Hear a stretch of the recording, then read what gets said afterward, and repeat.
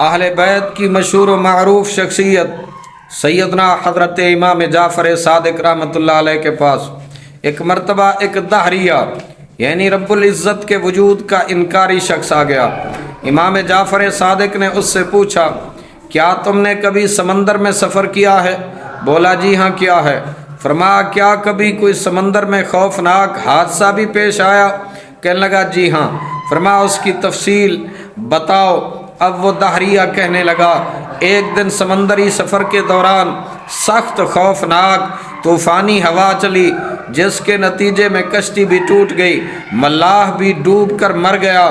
میں نے ٹوٹی ہوئی کشتی کے ایک تختے کو پکڑا اور سمندر کی طوفانی موجوں پر سفر کرنے لگا۔ آخر سمندری موجوں کی وجہ سے وہ تختہ بھی میرے ہاتھ سے چھوٹ گیا۔ اب میں بے سہارا اتنے بڑے سمندر میں تیر رہا تھا۔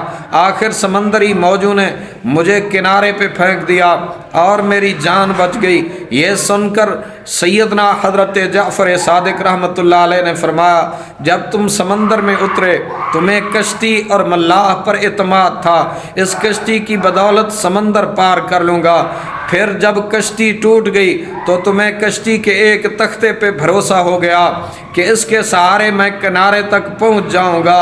پھر جب وہ تختہ بھی ہاتھ سے چھوٹ گیا اور تم بالکل بے سہارا بے آسرا ہو گئے تھے، کیا اس وقت بھی تمہیں بچ جانے کی امید تھی؟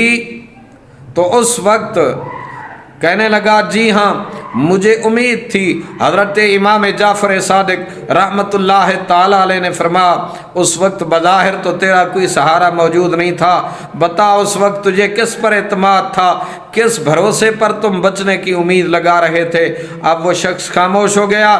سیدنا حضرت امام جعفر صادق رحمۃ اللہ تعالی علیہ نے ارشاد فرمایا، اس خوفناک حالت میں بھی، تیرے نہ چاہتے ہوئے بھی، جو ایک امید بندھی ہوئی تھی اور جس ہستی پر تجھے بھروسہ تھا، اسی کو تو اللہ رب العالمین کی ذات کہتے ہیں، اور وہی پروردگار دو عالم ہے جس نے تمہیں ڈوبنے سے بچایا۔